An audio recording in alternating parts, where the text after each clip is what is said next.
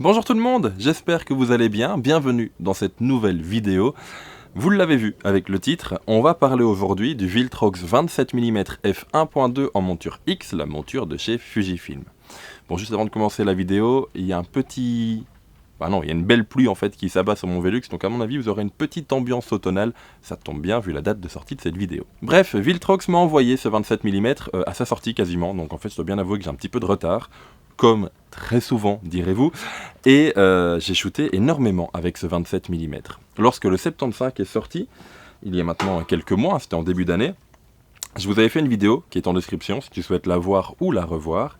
Et je vous avais dit que c'était une nouvelle gamme, la gamme Pro de chez Viltrox, qui m'inspirait énormément confiance. Ce sont des objectifs qui sont, il faut le dire, assez massifs. Le 75, il est quand même assez gros, mine de rien.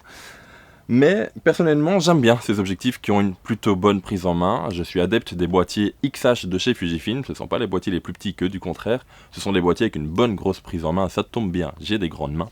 Et donc j'aime bien ce genre d'objectif fixe, assez imposant. Ça plaît pas à tout le monde. Ce sera un des inconvénients dont on parlera plus tard. Mais le 75, même si je l'adorais, et je l'adore toujours, je le trouvais un peu trop long. Pour ma pratique, je préfère les objectifs avec un angle de champ un peu plus court. Ce 27 mm, il est juste parfait pour moi. 27 mm sur APS-C, ça fait un équivalent 40 mm sur plein format. C'est donc l'objectif à tout faire, et ça tombe bien parce que j'ai fait quand même pas mal de choses avec ce 27 1.2. Je l'ai emmené quelques jours en baie de Somme, histoire de faire un peu de paysage. J'ai fait du concert avec, j'ai fait un petit peu de portrait. Bref, c'est un objectif qui m'a servi pour beaucoup de choses, et spoiler alerte de la fin de cette vidéo, de cette conclusion, il est dingue. Vraiment, il est juste oufissime. Bon, comme à chaque fois, j'écris un petit peu toutes les spécificités techniques, parce qu'avec ma mémoire de poisson rouge, j'en oublie toujours. Donc Viltrox 27 mm f1.2, on va commencer par le prix, 600 € en moyenne, ça dépend un petit peu où tu le trouves. Comme à chaque fois, je vous laisse des liens d'affiliation en description avec le code PIERREB. Ton achat du Viltrox ou de tout autre matériel photo soutient mon travail, donc un tout grand merci à celles et ceux qui passeront par là. C'est la suite de la gamme Pro. On a eu le 75 pour inaugurer la gamme, maintenant on a un 27. Il a une construction qui est juste parfaite pour moi. C'est une construction qui a son poids, on va se le dire. Au niveau de la peinture, il est un petit peu plus mat que le 75. Le 75 est un petit peu brillant. On n'a aucun bouton sur cette optique, même pas un bouton de changement de focus, autofocus ou manuel focus, il n'y a pas. On a juste une bague de mise au point qui est assez large, assez fluide, tout ce que j'aime, et une bague crantée de f1.2 jusqu'à f16. Oui, une bague crantée, une bague de diaph. Sigma et Tamron, il serait peut-être temps de suivre un petit peu, parce que Viltrox arrive à les faire quand même, hein. Bref, aucun bouton sur l'optique, je vous l'ai dit, mise au point minimale à 28 cm. C'est juste génial pour faire un peu de proxy, c'est pas encore de la macro, mais pour faire des plans un peu serrés sur des petits objets, c'est vraiment sympathique. 560 grammes, un demi-kilo quand même, pour un objectif. Voilà, il est imposant, je vous l'ai dit. C'est quand même un point positif pour certains, un peu négatif pour d'autres. Il est tout en métal et a un filtre de 67 mm, parfait pour y mettre quelques filtres. Bon, je vous l'ai dit, j'ai shooté quand même très souvent avec pendant ces derniers mois. L'autofocus est juste dingue, le suivi des yeux, même le suivi des yeux des animaux, maintenant que je peux tester avec mon chien, est juste incroyable. Franchement, le focus est même, je trouve, meilleur que sur les 75, il accroche tout le temps. La qualité d'image est juste folle. J'avais mis un 10 sur 10 pour le 75 mm 1.2, mais en fait, celui-là est un 10 sur 10. Et donc maintenant, le 75, il sera un petit peu un 9. Le 75 n'est pas mauvais du tout, il est incroyable, mais celui-là est encore un niveau au-dessus. Pour moi, le 27, il est encore plus piqué, plus net que le 75. Je vais vous montrer des images après dans Lightroom où on va s'amuser à zoomer à 100%. La qualité d'image est juste dingue avec celui-là. C'est une focale qui est très très agréable. Alors de nouveau, c'est une question de goût. Personnellement, je suis fan de cet entre-deux. Il y en a qui aiment bien le 35, il y en a qui aiment bien le 50 mm. Moi j'aime bien l'entre-deux, le 40 mm sur plein format j'aime beaucoup, et donc ce 27 mm sur APS-C, je l'aime beaucoup aussi. C'est pas un 23, c'est pas un 35 pour les APS-C, c'est juste entre les deux, c'est vraiment ce qu'il me faut. Je prie, ça n'arrivera pas, mais j'aimerais bien qu'il y ait un futur X100 de chez Fujifilm qui embarque un 27 mm. Mais bon, qui sait, peut-être un jour. Juste avant de passer sous Lightroom, histoire de voir quelques photos, on va parler rapidement de sa taille et de son poids. J'insiste vraiment dessus parce que moi j'ai un XH2 de chez Fujifilm, c'est mon boîtier photo principal, c'est pas un petit boîtier, c'est un boîtier qui est assez gros, assez volumineux. Certains me vannent d'ailleurs très souvent en disant que j'ai choisi de la PSC pour être compact et je me retrouve avec des bêtes comme celle-ci. D'accord, c'est normal, un point pour vous. Mais il faut quand même prendre en compte que si tu as un petit boîtier, je pense à un X Pro ou un XE ou à même limite un XT10, 20, 30, essayez de le prendre en main avant de l'acheter parce que franchement, il est assez massif comme objectif. Je vous l'ai dit, 560 grammes. Je l'imagine pas monter sur un X4 par exemple. Ce sont des boîtiers qui sont vraiment tout plats, qui sont excellents, mais qui sont à vocation très minimaliste. C'est pas minimaliste du tout un Viltrox 27 mm. Donc si vous avez ce genre de boîtier très compact, très petit, très fin, réfléchissez à 2 fois avant d'acheter ce genre d'objectif parce que moi je l'adore, mais j'adore les gros objectifs. Titre. Mais du coup, voilà, sur un boîtier un peu plus fin, ça peut être compliqué, prenez-le en compte, c'est pas pour tout le monde ce genre d'optique là. Néanmoins, monter sur un XH2, même avec 40 millions de pixels, en fait c'est l'éclate. Sur le concert, j'ai utilisé le XH2S, évidemment meilleur suivi autofocus et surtout meilleure montée en ISO. Dans le contexte dans lequel j'étais, j'en avais besoin. On parlera bientôt de concert sur la chaîne d'ailleurs, si ça vous plaît, n'hésitez pas à vous abonner si vous ne souhaitez pas le louper. Mais donc j'avais besoin de cette rapidité, de cette montée en ISO. Sur le XH2S, le rendu est magnifique. Et sur le XH2, le rendu est incroyable également. Il y a une restitution des détails, des couleurs. Bref, on va passer sur Lightroom parce qu'il faut que je vous montre ça. On se retrouve maintenant sous Lightroom avec quelques photos de la 7 à la 14 qui ont été prises toutes avec le 27 mm 1.2 de chez Viltrox. Vous le voyez ici au-dessus à gauche, à chaque fois vous aurez les exifs. La plupart ont été prises avec le XH2, excepté la dernière qui a été prise avec le XH2S dont je vous en ai parlé un peu plus tôt. Ici on est sur de l'autoportrait. Alors à gauche, à chaque fois la photo originale, à droite la photo développée. Je vous agrandis un tout petit peu. On peut voir même sur le point que quand c'est net, quand c'est piqué, c'est vraiment très très net. On peut voir même qu'avec une backlight, j'avais le soleil vraiment au niveau du cou, de l'épaule, les détails sont très très bien restitués. On voit même bien mes cheveux blancs, malheureusement pour moi. Franchement, le niveau de détail est juste incroyable et le flou qu'on a sur le côté est juste dingue également. La séparation nette, floue, je trouve, est très très belle. Vous l'aurez compris, j'ai un véritable coup de cœur pour le rendu de cet objectif. On va passer rapidement sur l'autre photo. Ici, le soleil est un tout petit peu plus bas. Il est sur les cheveux de Coralie, un tout petit peu sur son épaule également.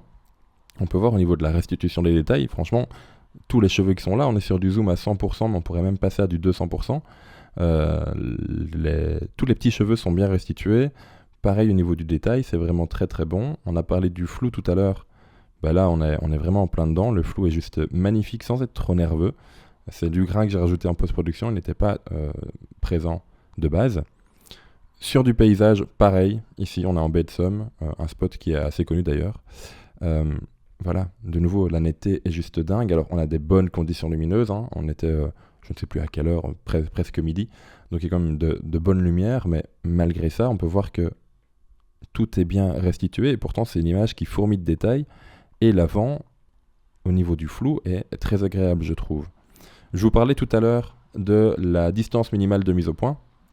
On l'a ici avec ces coquillages. Je crois que ça me faisait un peu...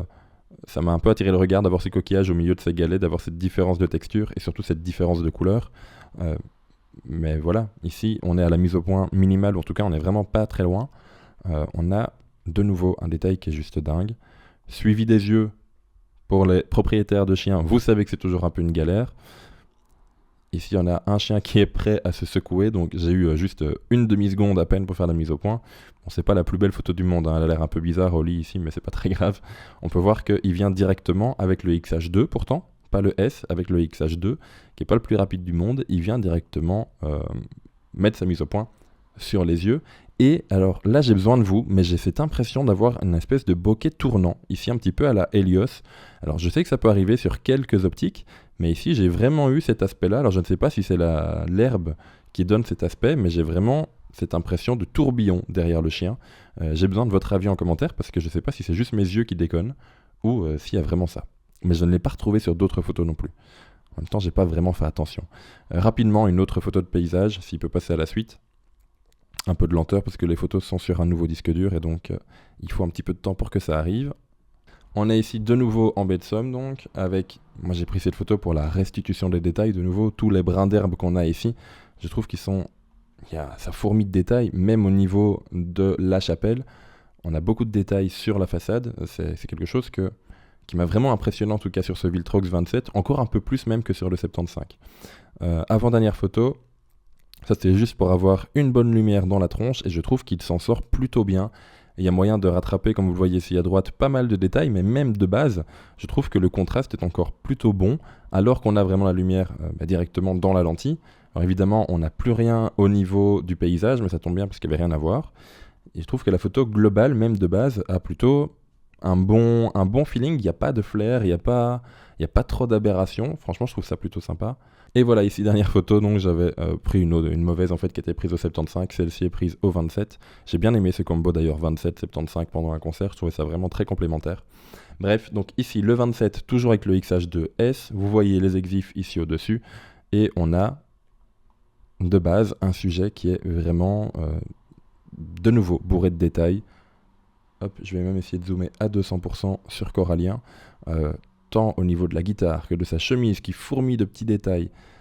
Je trouve que le focus également a juste assuré pendant le concert. Et même après, en post-prod, ça c'est plus le boîtier que la lentille, on est bien d'accord, j'ai pu récupérer un maximum de détails. Alors oui, il y a du bruit, mais il n'y a que les photographes qui voient le bruit. Je peux vous assurer que le chanteur et le musicien derrière ont été très contents d'avoir ces photos et n'ont pas du tout parlé de bruit, en tout cas sur l'image. Durant le concert, c'était autre chose. Bon, vous l'avez compris, pour moi c'est un énorme coup de cœur ce 27 mm 1.2, tant la focale qui me plaît énormément que la grande ouverture. J'adore le flou, j'adore jouer avec ce genre d'objectif. Évidemment, même sur papier de base c'est un coup de cœur et l'avoir en main, et pour moi il répond à toutes mes attentes de focus, de qualité d'image, de prise en main, il est juste exceptionnel. Maintenant attention, c'est mon goût, c'est mon avis. Donc quand même, il vaut 600 €. Il y a des options qui sont moins chères sur la monture X, je pense à des 23 f2. Qui sont beaucoup plus compacts, beaucoup moins chers, la moitié du prix. Il y a le 23 1.4 également de chez Figma, qui pour moi est beaucoup plus mou que ce Viltrox, mais qui est une autre option, qui est beaucoup plus légère également.